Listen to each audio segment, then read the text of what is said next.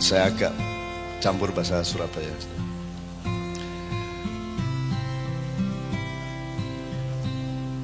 Pokoknya menungso sak dunya iki salah ndelok awake, salah ndelok menungso, salah ndelok alam semesta, dan salah ndelok Gusti Allah ya.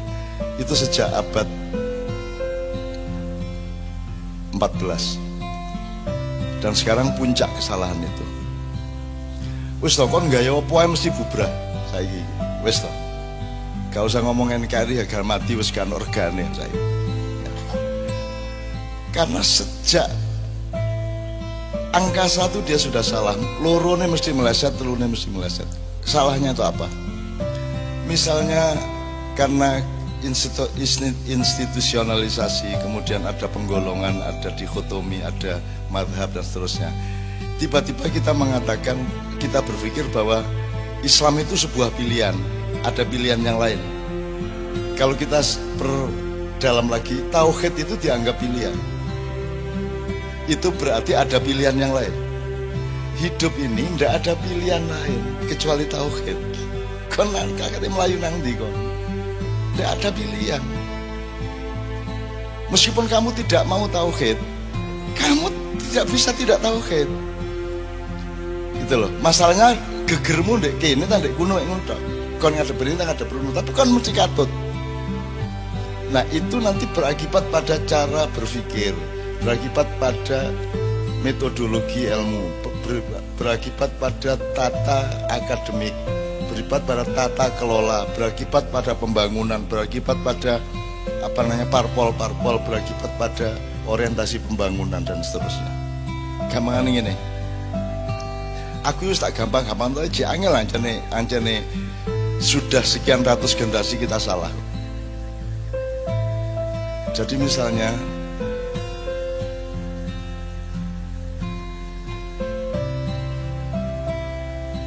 kita itu sekarang nih, kita ini apa? Materialisme. Terus lawannya adalah apa? Spiritualisme gitu ya. Itu kita bikin lawan. Dunia akhirat, gelap terang. Itu kan dikotomi semua. Nyun sewu yo nek tak terusno, api elek barang ku salah. Salah nek kon dikotomi ku salah. Kira tuh ngeluh kan muga gendeng. Tak terusno iki. Gini loh. Kalau di Ma'iyah awal-awal saya pernah mengatakan hidup itu merohanikan diri. Bukan ada hardware, ada software, enggak. Hardware itu bagian dari software. Hardware itu adalah tampakan yang paling sederhana dari software. Yang disebut jasad, jasmani, jahr, ya, itu sebenarnya adalah yang terjangkau oleh yang paling sederhana dari software manusia. Misalnya panca indera. Terus kalian menyangka bahwa Quran itu mushaf itu, kalian menyangka bahwa iku gula, iku banyu. Itu tampakan, bukan benar-benar banyu. Jadi misal ini, Anda punya uang 100.000. Bagaimana cara merohanikan? Pakailah uang 100.000 itu untuk melakukan hal-hal yang disukai oleh Allah. Kalau engkau disukai oleh Allah dengan 100.000 itu, maka kamu akan terseret oleh magnet Allah, sehingga kelak kalian akan mengalami yang namanya tauhid, karena kalian berproses untuk tauhid. Kita bikin negara, kita bikin sistem nilai, kita bikin ideologi, bahkan bikin hukum positif. Semua itu kita rohanikan. Caranya merohanikan adalah menggunakan semua jasad, benda, uang dan semuanya itu untuk yang diridhoi Allah. Iki cek gurung tutuk ya. Ngene wis. Jawa wis. Ana sing jenenge Sukma Nguntal Raga. Ya. Tapi tidak ada yang namanya Raga Nguntal Sukma. Tidak ada jasad menelan roh, yang ada roh menelan jasad. Karena pada hakikatnya jasad itu hanya tampilan yang paling konyol dari roh. Kan roh contohnya jasad apa? Sukma Nguntal Raga.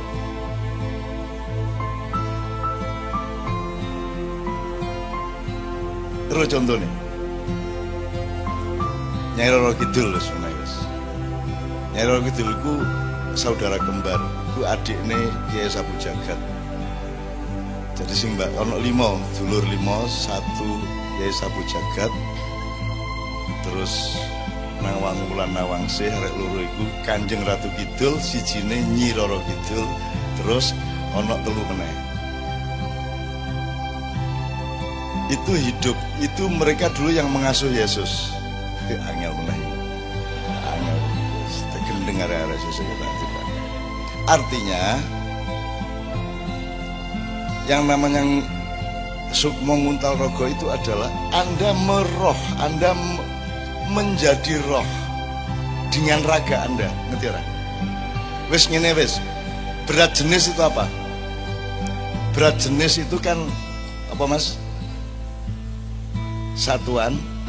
Jadi nek berat jenis itu misalnya watu, piye Mas? Jelasone. Minyak karo banyu. Ya. Abot apa? Abot minyak selalu di atas permukaan air. Oke. Dalam silat Anda tahu ilmu meringankan tubuh. Nek wong wis meringankan tubuh sempurna, masih punya BD enggak? Masih punya berat jenis enggak? Dia akan terserap oleh gravitasi apa tidak? Minimal yo nek teori fisik aku yo urung tahu sih. Terus meringankan tubuh tambah lemu ngene. Kalau teorinya kalau badannya terasa ringan berarti efek gravitasi terhadap dirinya semakin kecil. Semakin kecil. Ya, jenisnya. Jadi kayak kapas. Ya. Dalam ilmu silat kalau Anda puncak ujian main pedang adalah Anda bisa memotong kapas, bukan memotong kayu. Kalau kapas melayang, kamu potong, kapasnya tidak berubah gerakannya, tapi dia terbelah. Itu baru main pedangmu bagus. Meringankan tubuh adalah Anda membebaskan diri dari gravitasi. Kamu itu ya, membebaskan diri dari bobot. Bobot itu sifat benda. Kalau roh, dia tidak punya sifat itu. Nah, Sukmo Nguntal Rogo itu artinya Anda, jasad Anda itu diserap menjadi ringan, menjadi seolah-olah tiada tadi itu. Menjadi tidak ada karena sudah bergabung dengan roh itu yang namanya tauhid. Ya apa yang jelas nona angel banget. Roto. Aku khawatir arah itu sinau temenan. Maksud saya gini loh teman-teman sekalian.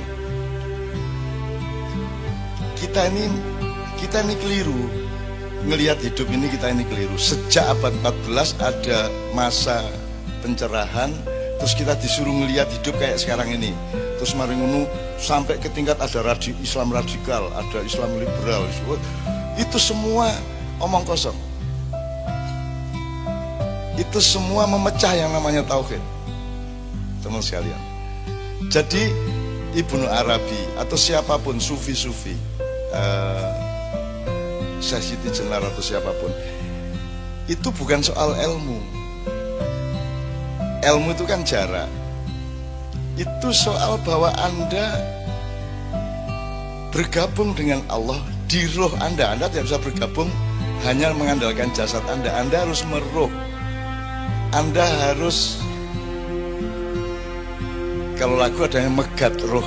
Megat roh itu artinya bukan rohnya dipegat, tapi jasad Anda itu ditaklukkan oleh roh Anda. Aduh banget aku bingung. Jadi aku gampang-gampang begini. Pokoknya rohanisasi lah.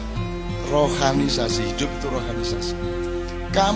Semakin kamu stres karena kamu itu diberati oleh hidupmu, maka kamu stres, kamu terbebani, kan gitu bahasanya, terbebani. Yang beban itu pasti jasad, yang beban itu pasti materi. Nah ini salah tujuan wong urip sak donya iki. Salah tujuan.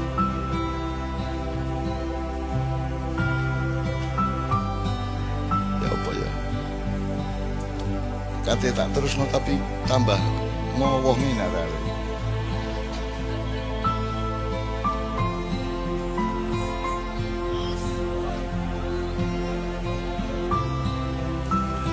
Oke, tak baleni sukma nguntal rogo.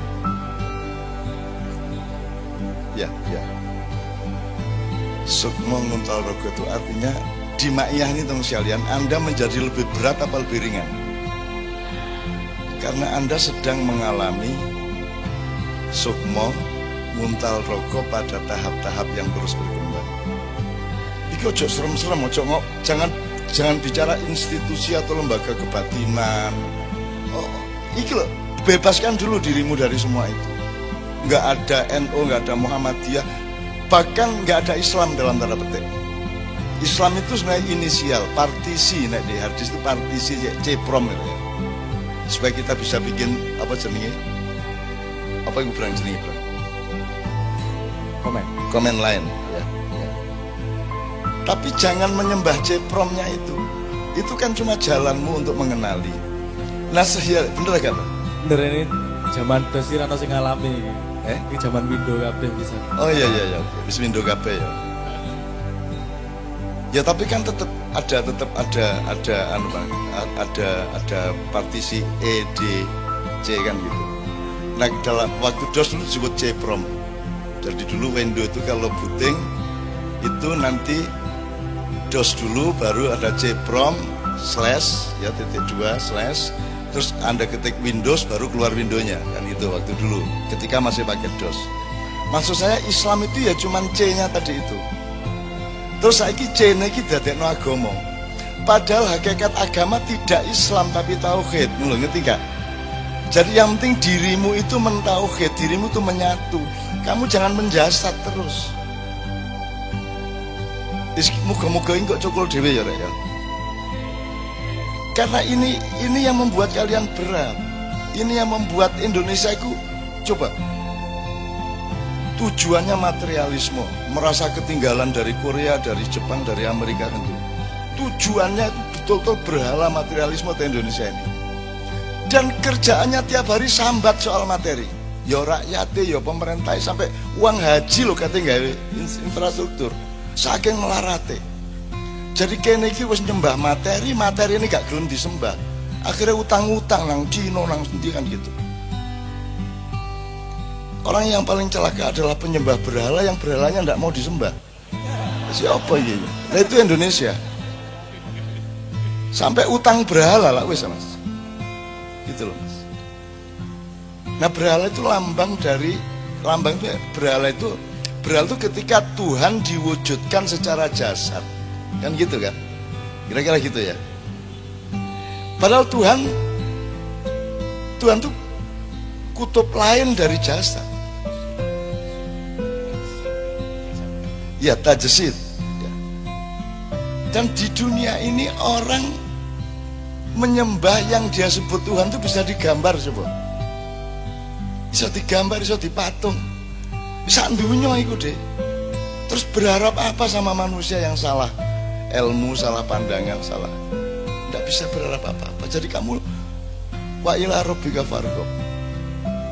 Kamu tidak usah nunggu negara ini merdeka untuk merdeka. Kamu tidak usah menunggu negara ini sejahtera untuk sejahtera. Kamu mencari kesejahteraanmu sendiri bersama Allah. Kan begitu.